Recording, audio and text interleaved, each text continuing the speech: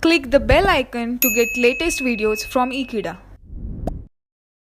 Hello friends, I welcome you all to the subject Electromagnetic Field Theory. In this particular subject, we are running with the chapter number 12, that is guided waves.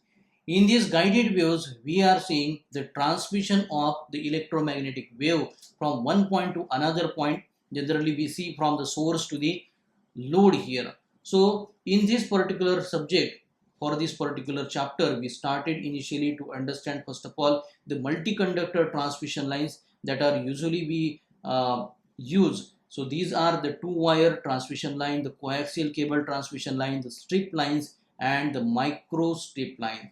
So we have solved numerous problems onto these particular concepts. Now we started with the rectangular waveguide, which is a hollow metallic tube, and into the previous video we have seen that the rectangular waveguide, that is a single conductor transmission line, here the transverse electromagnetic mode of wave propagation is not possible. If we have the Ez and Hz components that are in the direction of propagation equal to 0, rest of all other components are also getting equal to 0, all the fields that are getting vanished. Hence we have only the two alternatives, that is either to have transverse magnetic propagation or the transverse electric propagation of wave inside the rectangular waveguide. So let us see the topic.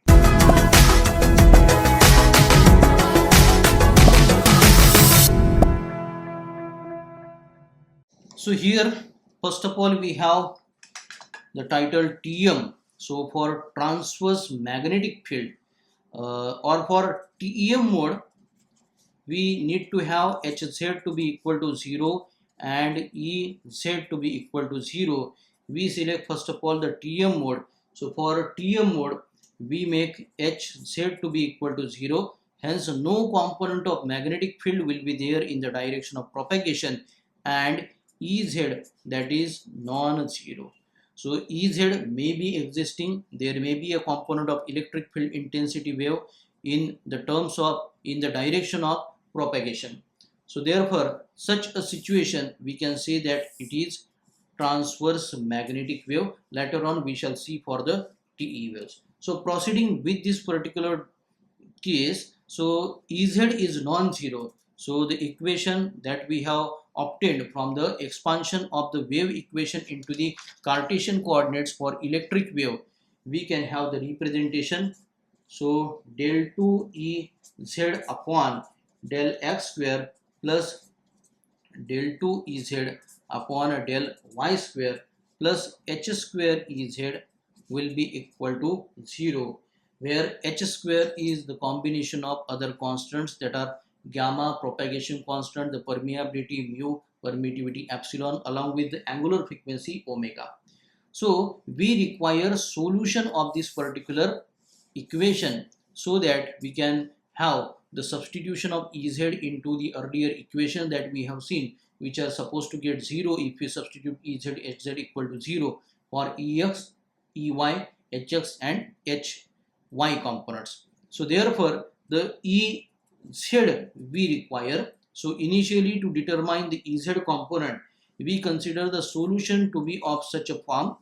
So that is capital X into capital Y, where capital X is a pure function of small x parameter only, capital Y is a pure function of small y parameter only. So therefore to have x and y, the independent variables to this particular equation, we can further have the representations that del 2 Ez divided by del x square will be del 2 by del x square. Ez we can substitute capital Xy that we have assumed, as the partial differentiation is with respect to the x of second order, y is the constant. So this become del 2 capital X divided by del x square. Similarly, we can make for the second term, that is del 2 Ez divided by del y square, that is del 2 by del y square for capital Xy. So here partial differentiation for the y is there, x will be acting as the constant. So this will be del 2y by del y square. So if we substitute the first and second term of that particular equation that we have previously seen by these values, so the equation shall be of this particular form. So it will be y del 2 capital X upon del x square plus capital X del 2 capital Y upon del y square plus h square into Ez we can substitute, that is x into capital Y, RHS is equal to 0.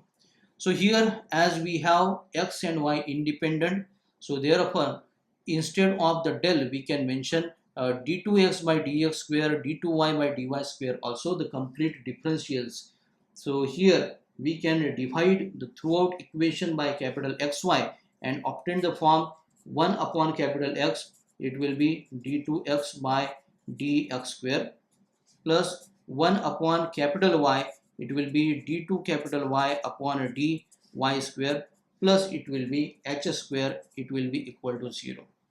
So we have divided the LHS RHS by capital X into Y. So now this particular term is a pure function of X only. This particular term is a pure function of Y only. We know the dimensions of the rectangular coordinate system shown along the X and Y axis. Therefore, these two terms are giving us the constants.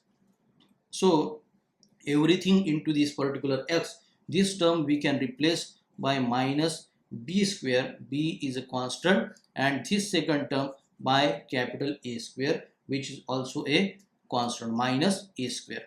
So minus b square minus a square plus h square is equal to 0. These particular constant terms we can have h square in terms of a square plus b square. So this will be very much helpful to us to solve further. Now h square we have in terms of gamma, omega, mu and epsilon also, and in terms of a square and b square, which are the constant that we will write later on. So now the x that we have a part of this particular first term. So if we get this one, so this is the second order differential equation. For such a second order differential equation, the capital X solution can be given C1 cosine of capital V into X plus C2 sine of capital V into X here. Similarly, the second term will be the second order differential in terms of Y, will give the solution C3 cosine of capital AY plus C4 sine of capital AY here. So we had assumed the solution of Ez as the product of capital X and Y. Hence, the multiplication of these two RHS will give us Ez. So to obtain this particular Ez, we need to determine the values of the constants, that is C1, C2, C3 and C4 that we have shown. So in place of X, the first bracket, in place of Y, the second bracket we will be having. So C1, C2, C3, C4 have to be determined. So for that purpose, we apply the boundary conditions. For application of boundary conditions, we get back to the diagram here. This is our rectangular waveguide. So this is the dimension A and this is the dimension B here. Now onto this particular rectangular waveguide, the four walls are shown, that is top, bottom and the two side walls. The conditions in terms of X is equal to and Y is equal to in terms of A and B we can have and apply the boundary condition. The walls of this waveguide are perfect conductor. Inside the wall there is air, hence we can talk about the boundary separating the perfect dielectric and the perfect conductor. Therefore, the first boundary condition we can apply for Ez is equal to 0. We know that inside the body of perfect conductor there cannot be any E or H vector. Hence direction of propagation is Z. Hence tangential component in medium 1, that we usually write E tan 1 is equal to E tan 2. So E tan 2 will be equal to 0. Hence we substitute Ez equal to 0 at Y equal to 0 plane, having all the values for X ranging, that is 0 to small a. 0 to small a. So this was the first boundary condition. The second boundary condition becomes Ez will be equal to 0 at x equal to 0 for all the values of y ranging from 0 to b here. Similarly, the third condition, the third boundary condition will be for the top of the plane or the top wall. So it will be Ez will be equal to 0 at y equal to b for all the values of x ranging from 0 to a here. And the last boundary condition will be for the side wall, right side of side wall. So Ez will be equal to at x equal to a for all the values of y ranging from 0 to b. So we apply all these boundary conditions, and these boundary conditions will give us the constants that are involved in the representation of Ez as the product of x and y, the two bracket terms here. So obtaining these particular constants, we come to know the two more constants that we have represented, capital A and capital B. So along with C1 equal to 0 we obtained. Further, we have the constant capital A, which is n pi upon b, where n is having the integer value starting from 0. So 0, 1, 2 and so on are the values of this n. B is the dimension width of the rectangular waveguide. We know capital B is also found to be m pi upon a. So here m also holds the value 0, 1, 2 and so on. So C1 is equal to 0. Further constants also we determine, and we club the remaining constants and get the solution for the Ez. So Ez we obtain. Ez is equal to C sine of, it is m pi by a into x sine of n pi by b into y e to the power j omega t minus gamma z. So in the previous video where we have seen the wave propagation in rectangular waveguide, we have found the Ex, Ey, Hx and Hy components in terms of Ez and Hz.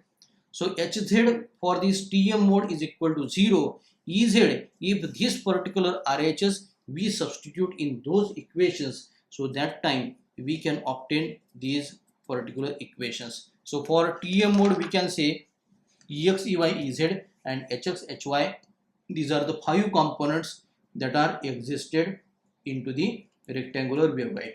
So therefore Ex equation we obtain by substituting Ez, that is minus gamma upon h square, it is del del x of Ex component is equal to,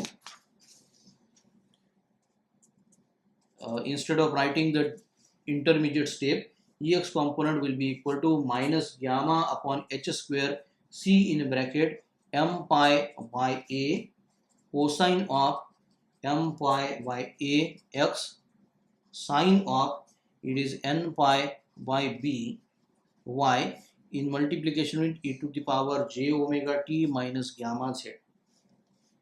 Similarly, the second component Ey we can obtain minus gamma upon h square c in multiplication with n pi by b sine of m pi by a x cosine of n pi by b into y e to the power j omega t minus gamma z. Now we have Hx component. So Hx is given by, that is j omega epsilon upon h square into c n pi by b sine of m pi by a x into cosine of n pi by b times y into e to the power j omega t minus gamma z here. And the last component Hy we can obtain, that is j omega epsilon divided by h square into c, it is m pi by a cosine of m pi by a into x and sine of n pi by b into y e to the power j omega t minus gamma z. So this way we have all the equations for the ex, ey, ez, hx, hy. So hx, hy are here. We have ex, ey and ez equation is already shown here. So this constant c that has been remained, so it is nothing but the value the found is 3 into 10 raised to the power 8. That is the value of velocity of electromagnetic wave into the free space. So now here we involve the trigonometric functions sine and cosines. So these are the functions, that is sine of m pi by a x, or we have sometimes n pi by b into y for the cosine for the component of ey. So here m and n we have already discussed. These are the integer values ranging from 0, 1 to up to any value.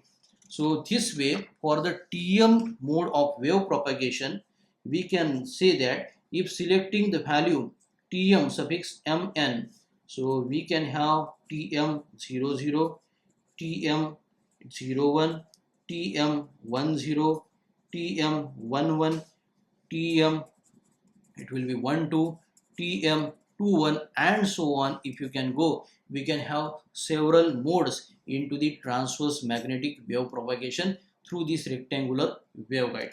So when substituting m equal to 0, n equal to 0, we come to know that all the field expressions in terms of ex, ey, ez, hx and hy get equal to 0. Hence the TM00 mode cannot exist. For TM01 mode, we substitute m equal to 0, n equal to 1. We come to know that all components again vanish. So this is also not propagating. This is also not propagating. We found TM11. So all the components are into existence. We get the non-zero values for ex, ey, ez and hx and hy. Therefore, the TM11 onwards, all other modes for the TM wave propagation are possible into the rectangular waveguide. So similar derivation we can have for the TE also. So for TE we can have, so for TE wave we obtain the solution of Hz component from the wave equation. So Hz we obtain capital C into cosine of m pi by a into x, cosine of n pi by b into y e to the power j omega t minus gamma z. So substituting hz to be equal to this right hand side, ez equal to 0 into the equations for the previous video we have seen for ex, ey, hx, hy. So we obtain ex equation, that is given by j omega mu upon h square c into n pi by b into cosine of m pi by a x sine of n pi by b into y in multiplication with e to the power j omega t minus gamma z. So here the meaning of c, n pi by b, m pi by a are the same. Along with ex, we can obtain ey component, that is given by minus j omega mu divided by h square into c into m pi by a sine of, here it is, m pi by a into x and cosine of n pi by b into y into e to the power j omega t minus gamma z. So we have obtained ex, ey, hz. So the remaining two components, that is hx can be given by gamma upon h square into c m pi by a sine of m pi by a into x cosine of n pi by b into y into e to the power j omega t minus gamma z, that is z is the direction of propagation here, and the last component hy we can mention, that is minus gamma upon h square into c into n pi by b bracket square cosine of m pi by a into x sine of n pi by b into y e to the power j omega t minus gamma z. So thus we have the 5 components for the transverse electric wave. So TE wave will have Hz existed along with the Ex, Ey, Hx and Hy. So here also we have small m and small n. Therefore in general the TE mode of wave propagation can have the modes like TE selected the values of m and n. So we can have the TE00 combination, TE01 combination, TE10 combination, TE11, TE12 and so on combinations we can have for transverse electric wave propagation. So if you select m equal to 0, small m equal to 0, small n equal to 0, the above equations are giving all the field components to be equal to 0. That is Ex, Ey, Hx, Hy and Hz will be equal to 0. Hence no wave propagation. Hence TE00 mode does not exist. Now if you get m equal to 0 and n equal to 1, so that time we obtain Ex component and Hy component to be existing. Rest of the 3 components will be equal to 0. Hence this particular mode will have the partial propagation in terms of Ex and Hy only. Similarly for TE mode having 1-0 combination, we obtain Ey and Hx exist, hence wave propagation is possible with the 2 components only. For TE11, all the components, that is Ex, Ey, Hx, Hy and Hz components are existed here. So similarly TE11 onwards all other higher order modes are possible. So now in these particular modes either we take TEMN or TM suffix MN. So the concept of dominant mode has to be addressed. So dominant mode, what is the dominant mode? Dominant mode is that mode in which the wave propagation, if it is occurring, so it offers the cutoff wavelength lambda c to have the maximum value, or if you talk about the cutoff frequency to have the minimum value. The frequency values we can have the range from many figures. So the minimum value from which the wave propagation starts, so fc minimum, so that particular mode shall give us the dominant mode, or another way we can say the cutoff wavelength shall be at the maximum value. So for this particular one we have to derive the parameters first of all. So getting back to some topics that we have seen into the TM mode of propagation and TE mode of wave propagation, we start with relating the values of gamma square plus omega square mu epsilon as h square. So h square we write that is gamma square plus omega square mu epsilon. We have another formula, h square is equal to capital A square plus capital B square. So equating the two, we can mention that gamma square plus omega square mu epsilon will be equal to A square plus B square, that are given by m pi by A bracket square plus n pi by B bracket square. So this is A square and this is B square. Therefore we want the information regarding the propagation constant gamma. So gamma we can write that is under root m pi by A bracket square plus n pi by B bracket square, and the term that has shifted from left hand side to right hand side, that is minus omega square mu epsilon. So here we shall be obtaining the two parts, that is real and imaginary. Hence we can represent alpha plus j beta. Alpha we know that it is the attenuation constant and beta is the propagation it is phase shift constant. Now into the air medium inside the rectangular waveguide, we want the attenuation to be ideally equal to 0. The condition will be gamma equal to j beta. Hence to obtain only the imaginary part here, we get the above equation. The condition, that is omega square mu epsilon, should be less than m pi by a bracket square plus n pi by b bracket square. So then and then only we can have the propagation here.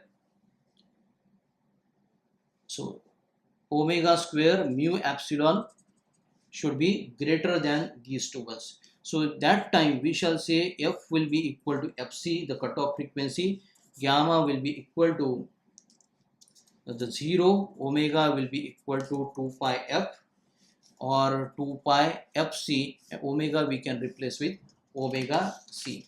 So here from this particular above equation we obtain the cutoff wavelength lambda c in terms of m and n. So it is twice AB divided by under root, here it is m square b square plus n square a square. So this is the very important formula, that is of cutoff wavelength. We get back to the dominant mode.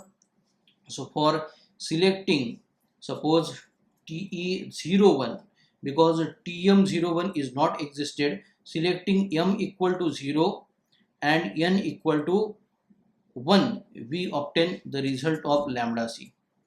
So here m will be equal to 0, this term becomes 0, n will be equal to 1 here, so a will be there, the outcome into the denominator, it will be equal to twice b. Selecting TE10, we obtain lambda c, that is equal to twice a. For TE11, both are existed, this will be under root a square plus b square to the division to make twice ab into the numerator. So lambda c will be equal to twice ab divided by under root a square plus b square. So what is the largest value of cutoff wavelength, so that the frequency will be the smallest one, so that value out of this one is nothing but twice a. So twice a is for this particular TE10 mode. The same cutoff wavelength will be for the TM11 also. So TE10 mode is selected to be the dominant mode. TE10 mode is dominant mode. The other higher order modes can also give you the value twice a for the lambda c cutoff wavelength. So these modes are called as degenerate modes. So the dominant mode is the first mode that is giving us the maximum cutoff wavelength or the minimum cutoff frequency. So along with this cutoff wavelength, we require another parameter of wavelength, that is guide wavelength. So guide wavelength in terms of the free space wavelength and the cutoff wavelength is given to by this formula, that is lambda 0 divided by 1 under root 1 minus lambda 0 by lambda c bracket square here. So guide wavelength here we have, so lambda 0 is free space wavelength, lambda c just now we have seen that is cutoff wavelength, lambda g is the guide wavelength, the wavelength of the electromagnetic wave inside the rectangular waveguide we can say. The phase velocity can be denoted by Vp, it is actually the ratio of omega upon beta here, hence the phase velocity will be applicable to the wave propagation through rectangular waveguide. Along with we can have the group velocity, that is a d omega by d beta here, beta being the phase shift constant.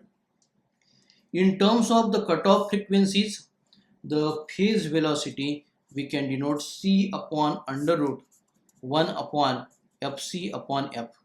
So f is the general frequency into the guide, fc is the cutoff frequency, so this bracket is to be squared here. C is velocity of electromagnetic wave into the free space, that is 3 into 10 to the power 8 meter per second. The phase velocity in terms of the wavelengths can be written as c divided by under root 1 minus lambda 0 by lambda c bracket is to be squared here. Whereas the guide wavelengths, the group wavelengths, the group velocity Vg can be given c under root, it is 1 minus lambda 0 by lambda c, it will be bracket square here. So the product of group wavelength and the phase wavelength will be equal to c square. C is having the value 3 into 10 raised to power 8 meter per second. So these formulae are very much important to us to solve certain problems. Next to that, along with the wavelengths we have seen, the frequency values we have seen, the velocity of propagation we have seen, we require another parameter that is very much important for the medium, that is wave impedance. So wave impedance can be denoted by Z suffix Z, Z being the direction of propagation, and for the rectangular waveguide, the Z, that is wave impedance. For the TE mode, we generally have the dominant mode, so it is given by eta upon under root, it is 1 minus fc upon f square. So eta is the intrinsic impedance. We know that for the air it will be 125 or 377 ohms. In terms of the wavelengths, the ZTE will be equal to eta divided by 1 under root 1 minus lambda 0 by lambda c bracket square here. So this way we have seen the TM mode of wave propagation. We have formulated the equations for Ex, Ey, Hx, Hy, and that of the Ez component. Similarly, we can have the TE wave of propagation inside the rectangular wave.